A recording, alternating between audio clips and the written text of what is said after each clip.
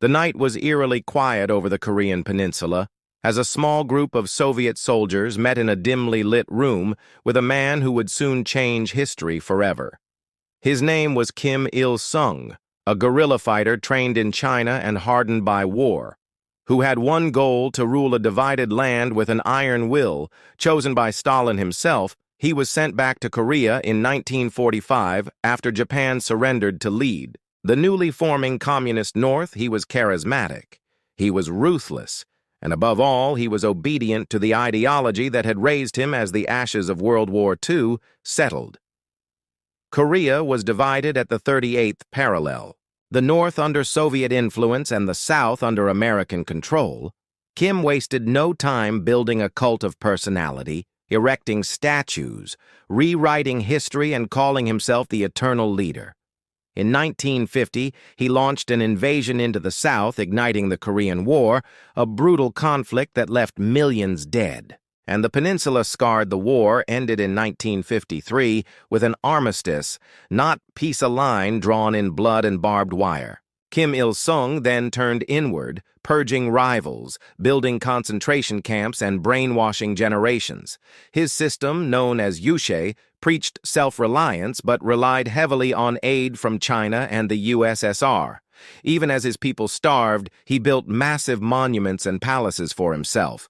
His son Kim Jong Il was quietly groomed behind the scenes, taught the art of fear control and deception. The son would one day take the throne not through merit, but through blood. Kim Il-sung reigned until his death in 1994, leaving behind a closed nation obsessed with secrecy and survival. But the story did not end.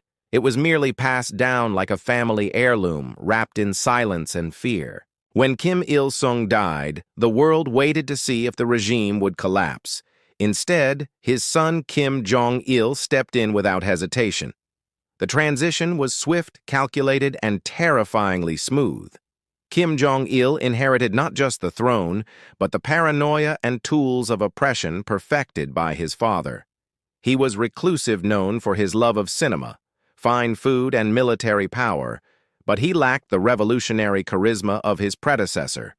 So he clung to propaganda like armor. He intensified surveillance, expanded prison camps, and enforced absolute loyalty as the world moved into the digital age. North Korea remained frozen in time, isolated and impoverished. While the elite bathed in luxury during the Great Famine of the 1990s, millions starved. But Kim kept his nuclear ambitions alive, even as bodies piled up. He knew the bomb was his only guarantee of survival. By the early 2000s, the country had become a ghost on the global stage, feared, mocked, but never ignored. In 2006, Kim Jong Il conducted the country's first nuclear test, shattering illusions and sending a message: North Korea was not just surviving, it was defying. As he aged, rumors swirled of illness, and succession talks quietly began. His third son, an untested young man named Kim Jong Un, was selected. Few believed he would last. After all, he was educated in Switzerland, lived a life of privilege, and had no battlefield experience.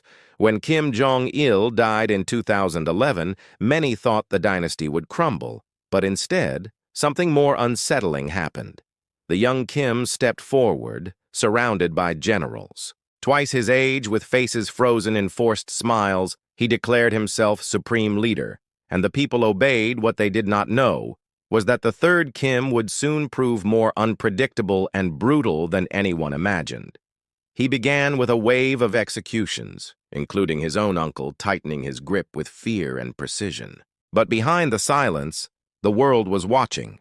Satellites captured missile launches, secret labs churned out nuclear material, and a nation marched in lockstep to the drumbeat of one man. Kim Jong Un stood atop a balcony in Pyongyang, waving to a sea of people holding plastic flowers. Their smiles rehearsed their cheers, broadcast to the world. Beneath that calm exterior, the young leader was rapidly becoming one of the most feared figures on the planet. He accelerated missile tests, oversaw nuclear detonations, and made direct threats against world powers, including the United States. His haircut, his mannerisms, His every move became a symbol of calculated defiance, while outside nations imposed sanctions and held summits. The inner machine of North Korea continued turning, powered by fear indoctrination and absolute control inside the country. The image of the Kim family was treated like religion statues guarded by law school books filled with myths of divine birth, stories of miracles and loyalty. Unchallenged dissenters vanished often in the night, taken to labor camps where survival was rare and silence was mandatory, yet there were cracks in the surface. Kim Jong Un tried to modernize certain aspects of society, introducing smartphones, limited markets, and appearances of change, but it was theater tightly controlled illusion designed to create just enough progress to reduce rebellion, without losing control. The international stage became his playground. He met world leaders, shook hands, smiled for cameras. But at home, the repression remained unchanged. In 2017, he stunned the world with the launch of an intercontinental ballistic missile capable of reaching the United States in that moment. North Korea was no longer an isolated oddity. It was a nuclear threat. The image of the young man once mocked now evoked fear. Strategy was his greatest weapon. He used diplomacy to stall time, strengthened his arsenal, and used every appearance as leverage. In 2018, he walked across the Korean border, shaking hands with the South Korean president, a moment broadcast as hope yet behind the scenes. Missiles continued production. Trust remained an illusion. Years passed, and Kim tightened his rule. Even more, rumors swirled about his health.